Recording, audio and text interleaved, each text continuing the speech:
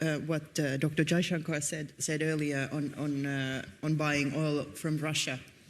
Let us remind ourselves that Europe in itself, or when we introduced as the West the oil price cap, the idea was not to prohibit the world from buying Russian oil, right? So in India's defense, and I do understand that India is buying Russian oil, at least mostly within the oil price cap. पश्चिमी देशों में लंबे समय से भारत पर आरोप लगते रहे हैं कि वो रूस यूक्रेन युद्ध के बावजूद रूस से तेल खरीदकर मॉस्को की मदद कर रहा है। लेकिन फिनलैंड में आयोजित एक अंतर्राष्ट्रीय चर्चा के दौरान जब भारत के विदेश मंत्री एस जयशंकर ने अमेरिका और यूरोप के दोहरे रवैये पर सवाल उठाए तो एक दिलचस्प मोड़ देखने को मिला। फिनलैंड की विदेश मंत्री एलेना वॉल्टिनेन खुद भारत के बचाव में उतर आईं। दरअसल चर्चा के दौरान जयशंकर ने साफ कहा कि भारत तेल किसी राजनीतिक विचारधारा के आधार पर नहीं बल्कि कीमत और उपलब्धता के आधार पर खरीदता है। और उन्होंने याद दिलाया कि रूस यूक्रेन युद्ध के बाद जब वैश्विक ऊर्जा बाजार में उथल-पुथल मची थी तब अमेरिका ने खुद भारत से रूसी तेल खरीदने का आग्रह किया था ताकि दुनिया में तेल की आपूर्ति बनी रहे और कीमतें नियंत्रण में रहें। इस पूरे घटनाक्रम का सबसे दिलचस्प हिस्सा तब आया जब फिनलैंड की विदेश मंत्री ने खुद भारत का पक्ष रखा और कहा कि डॉक्टर जयशंकर ने रूस से तेल खरीदने को लेकर जो बात कही हमें उसे याद रखना चाहिए। जब यूरोप और पश्चिमी देशों ने रूसी तेल पर प्राइस कैप लागू किया था तब उसका उद्देश्य दुनिया को रूसी तेल खरीदने से रोकना नहीं था। और भारत के बचाव में मैं ये कहना चाहूंगी कि मैं समझती हूँ कि भारत रूसी तेल खरीद रहा है और अधिकांश खरीद प्राइस कैप की सीमा के भीतर ही हो रही है। What Dr. Jaishankar said earlier on buying oil from Russia. Let us remind ourselves that Europe in itself, or when we introduced as the West the oil price cap, the idea was not to prohibit the world from buying Russian oil, right?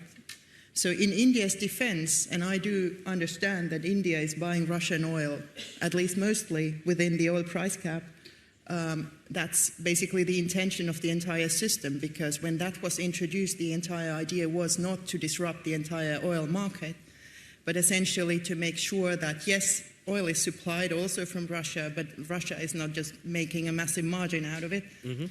So in that in that sense, it is and has been working, even though the Iran war now, of course, has. यानी जिस मंच पर भारत के रूस से तेल खरीदने पर सवाल उठाए गए, वहीं उसी मंच पर फिनलैंड की विदेश मंत्री ने स्वीकार किया कि रूस से तेल की खरीद को पूरी तरह रोकना कभी पश्चिमी देशों का लक्ष्य था ही नहीं, बल्कि प्राइस कैप का मकसद तेल की सप्लाई बनाए रखते हुए रूस की कमाई को सीमित करना था। आपको बता दें, फिनलैंड यूरोप में ही आता और यूरोप रूसी तेल को लेकर कई बार भारत का विरोध कर चुका है। इस बार भी विदेश मंत्री जयशंकर के सामने रूसी तेल का मुद्दा उठाया गया। हालांकि इस दौरान भी विदेश मंत्री जयशंकर ने कायदे से पश्चिमी देशों को जवाब दिया।